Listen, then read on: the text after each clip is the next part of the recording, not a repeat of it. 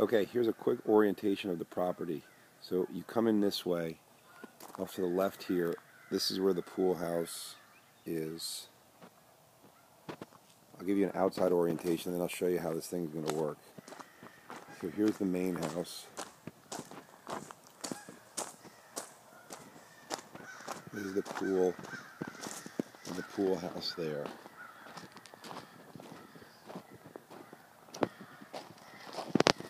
Here's the main house.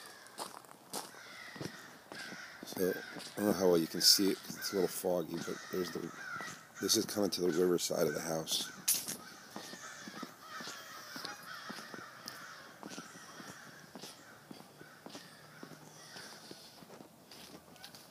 Okay, so here is the other house.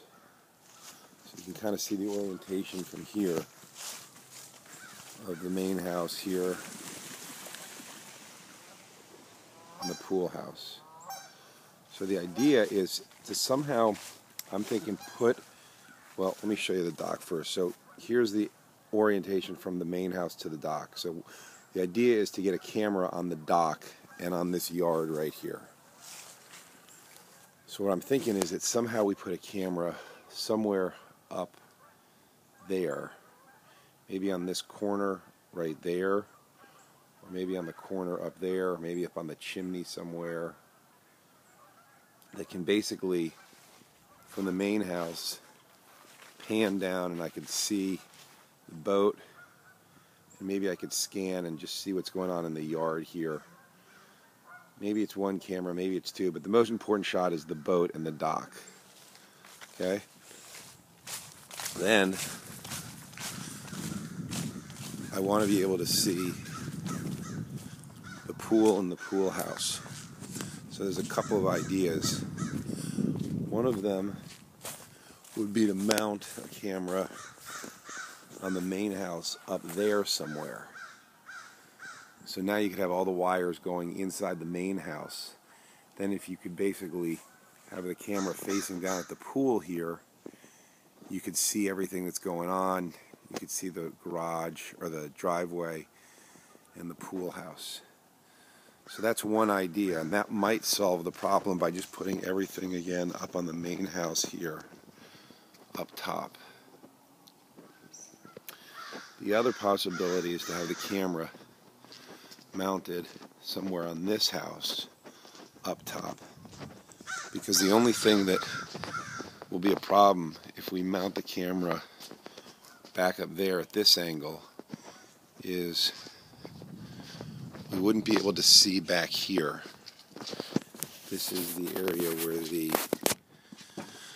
equipment is, and so one of my ideas was to put a camera up there that kind of came down and shined in here, because this is where the guy was messing with my stuff. Right here. So the other possibility would be to have it up there. So now, to give the orientation of the way the cable works. Right now, there's a conduit from the main house that comes back into this garage, and it basically comes out of the floor somewhere. This is the cable that they just ran a couple months ago that goes into the house and connects up to the Ethernet. So there's a ring and a string, I think, in that little hole right there. And I think what would happen is, if you needed to pull another coax or Ethernet, there's a pipe that runs in the ground right here through a conduit that's buried. And it runs along here.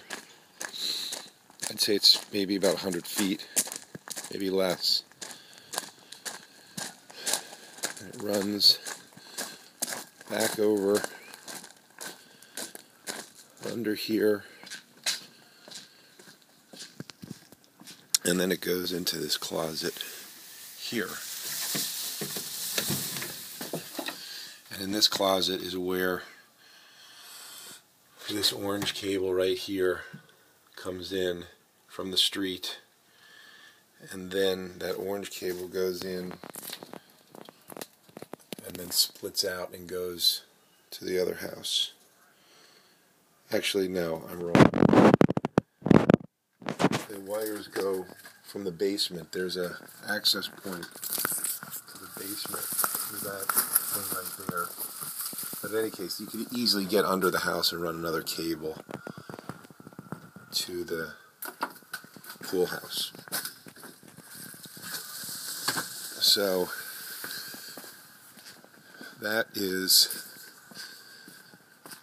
the way this looks. The more I'm thinking about it, I'm thinking we might want to tie everything to this house, unless you can come up with a way to maybe do a remote camera over there, because this would essentially be the angle. So you'd really get, if you could pan, you get a good camera that pans like this. So I can get the yard here, and it would pan, and you could see there, picks up motion, and starts up. If anybody went over to the house over there, it would pick them up. We might be able to get away with this thing with 2 cameras. Maybe we put 3 cameras that are hardwired. We can also get down to the dock in the backyard. Okay, see what you think of that, and let's talk on Monday. Thanks.